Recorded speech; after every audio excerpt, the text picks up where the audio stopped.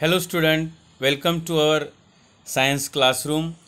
Today we are going to learn video number 2 of this lesson number 5, Inside the Atom General Science Standard 8th. We already learned about video number 1 about the Dalton's atomic model 1803 and Thomson's atomic model or plum pudding model of atom 1904. So we learn here Rutherford's nuclear model of atom.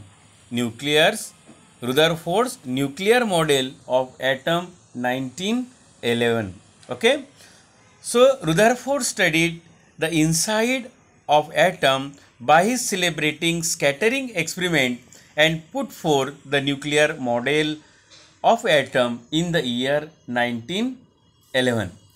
रुदरफोर्डनी जे या अणूच्या रचनेबद्दल अणूच्या आंतररचनेबद्दल जे एक प्रतिकृती तयार केली 1911ला त्याबद्दल आपण या ठिकाणी अभ्यास करणार आहोत. यापूर्वी सुद्धा आपण डॉल्टनचा जी अणु सिद्धांत किंवा त्यांनी अणूची प्रतिकृतीचा आपण अभ्यास केला आहे. त्याचप्रमाणे थॉम्सनच्या plum pudding model of atom याबद्दल सुद्धा आपण अभ्यास केला आहे. तर रुदरफोर्ड या वैज्ञानिकांनी कोणता प्रयोग केला त्याबद्दल आपण अभ्यास करू आहे. Rutherford took a very thin gold foil thickness about 10⁻⁻⁴ millimeter and bombarded it with positively charged alpha particles emitted by a radioactive element. आपल्याला या ठिकाणी तुम्ही बघू शकता त्यांनी या ठिकाणी आपल्याला एक रेडिओ एलिमेंट या ठिकाणी घेतलेला आहे त्यांनी आणि त्यामधून जे इमिट होणारे बाहेर पडणारे जे अल्फा पार्टिकल्स आहे ते अल्फा पार्टिकल्स या ठिकाणी एक गोल्डन फॉइल घेतली आहे. सोन्याचा एक खूप असा कमी याचा रुंदीचा त्यांनी एक फॉइल घेतलेली आहे. जाडी थिकनेस जवळपास 10⁻⁻⁴ मिलीमीटर इतकी कमी जाडीचा त्यांनी एक पत्रा घेतला आणि त्या पत्र्यावर त्यांनी या अल्फा पार्टिकल्सचा जेव्हा मारा केला तेव्हा त्याला कोणतं ऑब्झर्वेशन दिसून आलं.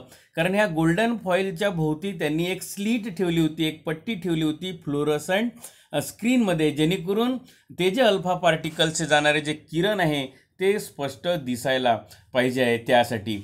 मग त्यामध्ये त्यांना काय दिसून आलं आहे ते आपण या ठिकाणी अभ्यास करणार आहोत. तर त्यांनी जे अभ्यास केला याच्यामध्ये ही observe a path of alpha particles alpha particles by means of a fluorescent screen around the gold foil. या गोल्ड फॉइलच्या भोवती जे दिसणारे आपल्याला फ्लोरोसंट म्हणजे चमकणारी जे स्क्रीन आहे ते त्यांनी लावली होती, जेणेकरून या रेडिओ पदार्थामधून किरणोत्सारी पदार्थामधून अल्फा पार्टिकल्स जे जाईल ते त्याला दिसायला पाहिजे आहे. त्यासाठी त्यांनी ही या ठिकाणी फ्लोरोसंट फॉइल लावलेली आपल्याला या ठिकाणी दिसते आहे. ओके. त्यानंतर it was expected that the alpha particles would get reflected from the gold foil if the positively charged mass were evenly distributed inside the atom. म्हणजे अशा पद्धतीने एक्सपेक्टेशन होतं की यामधून हे जे अल्फा पार्टिकल्स आहे ते रिफ्लेक्ट होईल आणि परत त्याच ठिकाणी येईल, अशा पद्धतीचा त्यांनी अंदाज लावला होता. पण झालं काय ते आपण बघू या ठिकाणी. Unexpectedly most of the alpha particles went straight through the foil. मग अल्फा पार्टिकल्स मधले जे काही किरण होते, रेज होते, ते सरळ आपल्याला जाताना दिसत आहे या गोल्डन फॉइलमधून आरपार गेलेले काही किरण दिसते आहे. अनएक्सपेक्टेड होतं हे त्यांना म्हणजे अपेक्षित नव्हतं, तरी पण ते काही किरण आपल्याला त्याला सरळ हे जाताना दिसलेले आहेत. ओके. म्हणजे स्ट्रेट गेले आहे ते सरळ थ्रू द या फॉइलमधून, गोल्डन फॉइलमधून. A small number of alpha particle get deflected. आणि आपण या ठिकाणी बघू शकतो की फारच कमी काही आरपार गेले, काही डिफ्लेक्टेड झाले, म्हणजे त्यांनी चेंज द पोझिशन केली काही किरणांनी. And from the original path through a small angle a still number of alpha particle get deflected through a large number and surprisingly one alpha particle out of 20,000 bounce back in the direction opposite to the original path. म्हणजे आपल्याला रुदरफोर्डचा हा जो scattering experiment आपण बघतो आहे, we learn here, we observe the Rutherford scattering experiment. म्हणजे जे alpha particles होते ते कशा पद्धतीनं विखुरले या सोन्याच्या फॉइलमधून, काही आरपार गेले, काही किरण, सम पार्टिकल्स वेंट स्ट्रेट, काही सरळ गेले आणि काही थोडे डिफ्लेक्ट झाले आहे, त्यांचा मार्ग आपल्याला डिफ्लेक्ट झालेला या ठिकाणी दिसतो आहे, आणि काही मात्र जसेच्या तसे तो जो ओरिजिनल मार्ग जो होता अल्फा पार्टिकलचा त्याच मार्गाने परत आलेले आहे. ओके, तर अशा पद्धतीचं ऑब्झर्वेशन्स रुदरफोर्ड्स यांना दिसलं या प्रयोगामध्ये. म्हणजेच या ठिकाणी त्यांनी आपल्याला सांगितलं आहे की the large number of alpha particles that went straight, जे मोठ्या प्रमाणात अल्फा पार्टिकल्स सरळ गेले होते, went straight through the foil indicate that there was no obstacle in their path. म्हणजे सरळ गेले या ठिकाणी काही किरण, याचा अर्थ असा होतो की त्यांच्यामध्ये मधात, त्यांच्या मार्गामध्ये, किरणांच्या मार्गामध्ये कोणताही अडथळा नव्हता. ओके, त्यानंतर it mean that there must be mainly an empty space inside the atom. याचा अर्थ असा होतो की अणूमध्ये काही रिकामी जागा असते, स्पेस असते, आणि त्यामुळं त्या सॉलिड गोल्ड फॉइलमध्ये, आणि त्यामुळे ते किरण, अल्फा किरण सरळ जाऊ शकले. ओके, हे आपल्या लक्षात आलं असेल की अणूच्या आतमध्ये रिकामी जागा असते, त्यामुळे ते किरण आरपार गेलेले आहे. आपल्याला हे या ठिकाणी ऑब्झर्वेशन केलं रुदरफोर्डनी. त्यानंतर जे काही small number of alpha particles that get deflected through a small or big angle, मोठ्या कोणामध्ये जे थोडेसे डिफ्लेक्ट झाले, त्यांचा चेंज झाला थोडासा मार्ग, must of face obstacle in their path.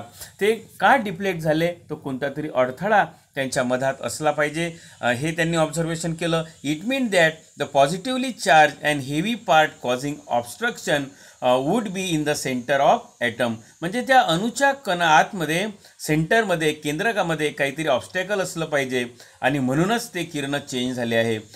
From this Rutherford put forth A nuclear model. आणि यावरून रुदरफोर्ड यांनी जे न्यूक्लिअर मॉडेल या ठिकाणी आपल्याला दिसते आहे, म्हणजे स्कॅटरिंग एक्सपेरिमेंटवरून जे त्यांचं ऑब्झर्वेशन त्यांनी पाहिलं, आणि या ऑब्झर्वेशनवरून रुदरफोर्ड्स यांनी न्यूक्लिअर मॉडेल या ठिकाणी तयार केलेलं आहे. Look at this nuclear model put forth by Rutherford's. Okay, या ठिकाणी आपल्याला एक रेड कलरमध्ये आपल्याला जो दिसत आहे ते न्यूक्लियस आहे.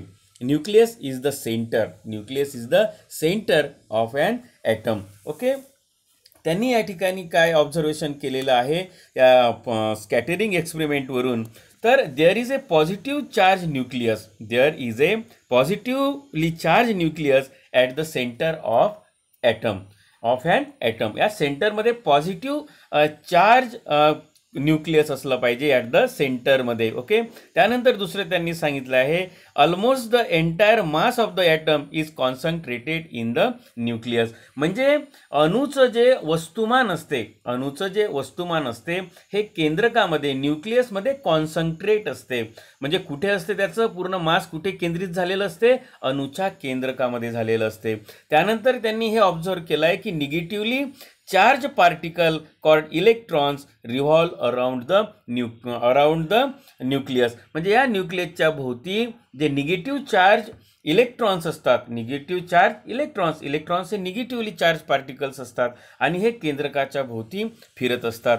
त्यानंतर त्यांनी पाहिलं की ते टोटल निगेटिव्ह चार्ज, यामध्ये असणारे जे total negative charge on the electron is equal to the positive charge in the nucleus. म्हणजे इलेक्ट्रॉनमध्ये असणारे जेवढी काही संख्या इलेक्ट्रॉनची असते तेवढेच चार्ज, पॉझिटिव्ह चार्ज कुठे असतात, न्यूक्लियसमध्ये असते, केंद्रकामध्ये असते.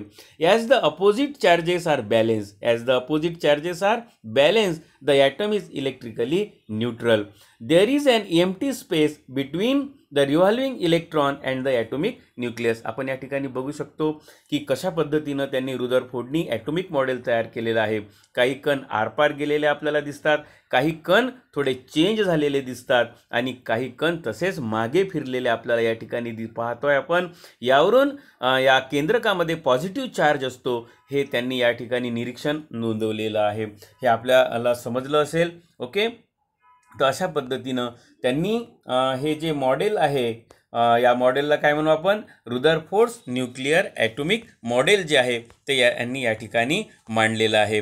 As establish law of physics and electrically charge body, या ठिकाणी जे आपण पाहतो आहे की त्यांनी जे या ठिकाणी हे जे सर्व एक्सपेरिमेंट मांडलेले आहे की कशा पद्धतीनं हे मॉडेल असते, आणि त्यानंतर आपल्याला यूज युअर ब्रेन पॉवरमध्ये आपण बघू which discovery did point out that an atom has internal structure. यापूर्वी जे आपण अणूचे जे वेगवेगळे मॉडेल्स पाहिले होते, डाल्टन्स ॲटॉमिक मॉडेल, त्यांनी सांगितलं होतं की अणूचं विभाजन होत नाही आहे.